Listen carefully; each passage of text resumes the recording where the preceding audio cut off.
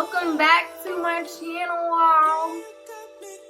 I know I look crazy. Hey guys, welcome back to my channel. It's your girl, Miss Vet, and you guys have been raving on my Instagram. I've been doing some like express by e chit chats on my Instagram, and if you guys would like to check me out on there, go ahead and add me at Miss Vet, because we're kicking off some new content this year, guys.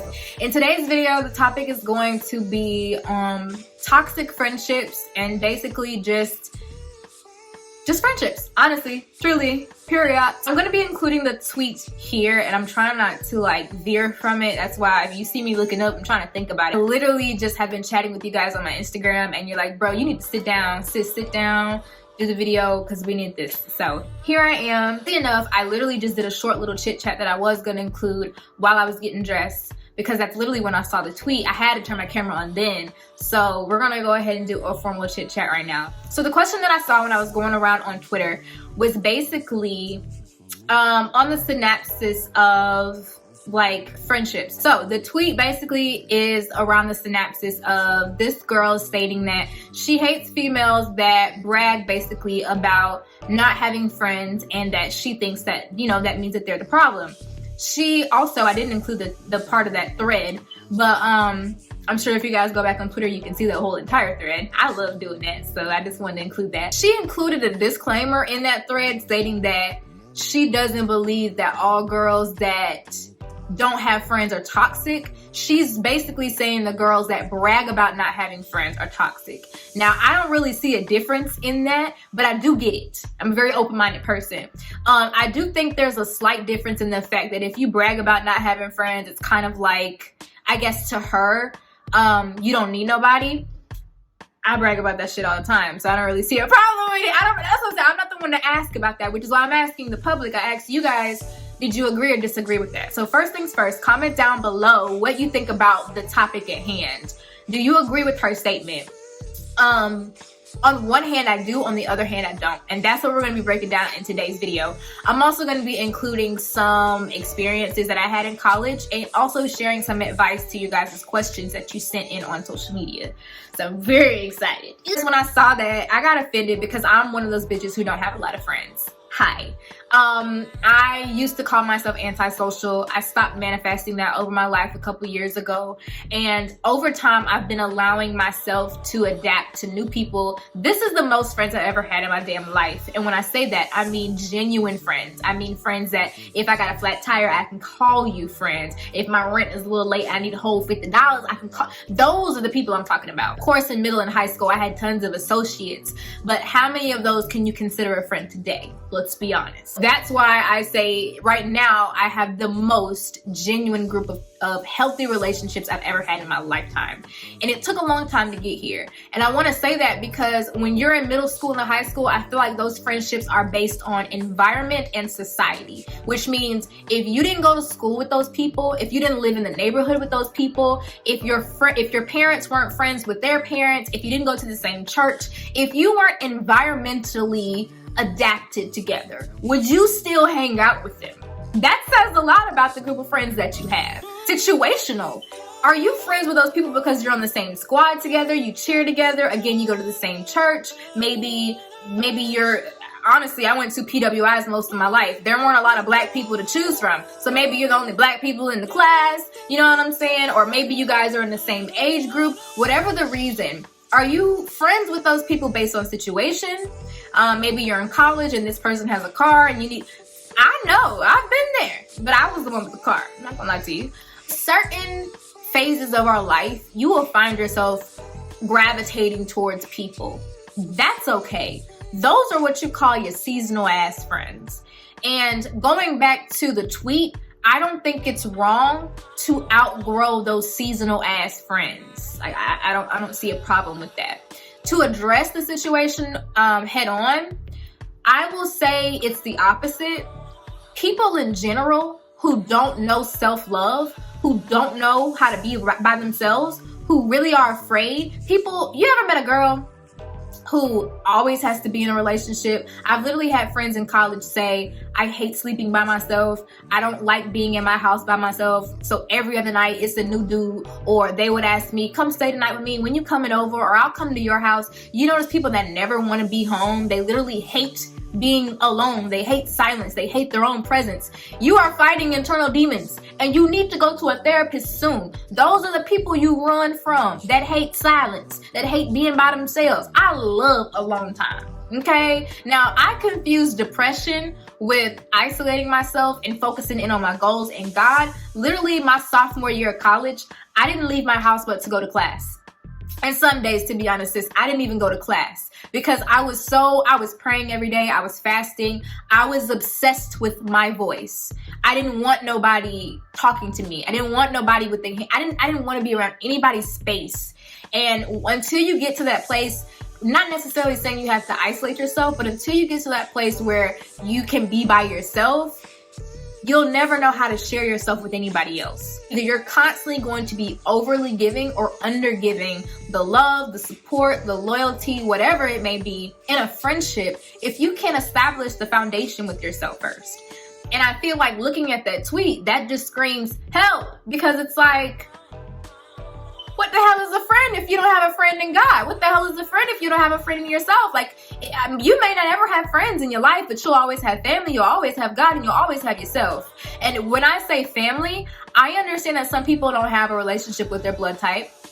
Cool. But in this life, you have a family somewhere, whether it's in your pets, whether it's in your coworkers, whether it's in the people you met in your dorm, whether it's in, everyone finds a family, what's it called? A family support system, foundation, whatever the case it may be. I've found family in people that I'm not related to. And so that's what I mean. It doesn't mean the people you're related to. Sometimes people you're related to can be more toxic than people you meet out here. But what I'm saying is, because I've seen so many people emphasize in my comments that they've had this same experience happen in college. The first time I was exposed to toxic friendships was probably in high school. I had those friendships already in middle school, but it wasn't until high school that it started getting toxic. And unfortunately, sis, it wasn't until college that I realized how toxic they were. So in college, if you go back and watch my old videos, I've lost so many friends over the years, okay? And I don't feel like going into it because I've grown so much that shit don't even matter no more. But I have, and I'll never forget the lesson that it taught me, which is why I couldn't wait to come on camera and share it with you guys. If you're in college and you've lost friends, specifically friends from back home, it's completely normal, sis. No one's gonna tell you, I'm gonna tell you. It's completely normal. And also, when you graduate, there's a 50% chance that those friends will come back around. Anytime you're going through a phase, you have to break off some shackles. It's called freeing yourself. When you're about to graduate, when you're about to get into a new internship, when you're about to levitate to a new place, all hell has to break loose first. Like, literally. Sometimes your old friends can see the change in you before you see the change in you. And when you're in college in a different environment around different people, we talked about that environmental situation. Now your environment is changed. So the premise of your relationship, where you guys grew up together, so that's why you're friends, or you guys went to the same school, so that's why you're friends, has changed now. You're no longer in the same city. You're no longer at the same school. You don't have a reason to stay friends besides a want. There's no longer that need. That makes sense. So that's when the relationships gets a little bit more difficult. Unless you and the other person are both putting in the same amount of attention and affection, then it's going to get pulled to one side. You get what I'm saying? And I know this is common sense, but it's hard to understand this shit when you're going through it, especially in college. Because it's like, bro, I grew up with you. We've been together our whole lives. We've done everything together. I don't get why you're not understanding me right now. Why all of a sudden are you acting like a stranger? Like, why all of a sudden can we not just come to simple terms? And more than likely, sis, it's gonna be something over nothing, something small, something you couldn't even expect. This is the reason why we're not friends anymore? This is the reason why we're falling out? Are you serious? It could be something small, but honestly, it's the underlying principle. I have so many friendships, and I literally just thought about that as I read the tweet. I've spent maybe the past couple 5-6 years pushing friendships with people that I want versus friendships with people that I need. I have so many relationships with people that I've known since elementary school. Can you imagine? And we still are cordial. We still talk here and there. We have a lot in common, but I've never given them the chance to say, hey, let's get closer. Let's go to lunch. And honestly, it's like people that I've known in elementary school, and I'm just talking about my own stuff right now. They're in their careers. Some of them are married, having kids. Some of them are in their master's program. They done moved out of state. They're doing things that I want to do or things that I don't. But it's like they're on the same level as I am or above, phase-wise. And I'm still trying to pull all these people just to meet me halfway or just to get to my level. I hate saying that, but you guys understand what I'm saying. You're doing shit that I've already done. And it doesn't mean that we can't be friends. It just means that at this point, it's like I'm pulling teeth to be your friend. And that's what I was saying on my Instagram. Friends that are genuine, that are putting in as much as you're putting in, that genuinely care about you, as you grow in each phase, it won't be pulling and tugging to be friends with them because they'll grow with you. People who aren't jealous of you won't have a problem with you getting a bigger house. People who aren't entitled to you won't have a problem with you getting engaged or spending more time with this new guy that they don't know. People who aren't jealous of you and aren't socially inclined to whatever, they won't have a problem with you hanging out with other friends, or you know what I mean? They want you to grow. But people in your life who always take it personal when you're doing something positive for yourself, they're not your friends. That's not a friend when you sell a product and they buy the exact same product from some random online. That's not your friend. That's not your friend when they make up excuses every time you want to hang out or do something, but you see them online doing something with everybody else. That's not your friend. As I grow, if you're not where I need you to be, okay, move along. I'm gonna do what's best for me type shit. And I think the opposite of that tweet that I would say is that a good friend is somebody who, no matter where you go in life, no matter how far, how high you go, you can still be friends with people who never made it off the porch. Now I'm taking it back old school. I could be a billionaire next week, but I'm still gonna be cool with the people who are nurses, people who are unemployed, on food stamps, because I'm on food stamps right now. You get what I'm saying? I don't have to just be friends with billionaires. That's not what I'm saying. What I'm saying is, though, my friend on the porch can't look at me side-eyed counting my money all the way up.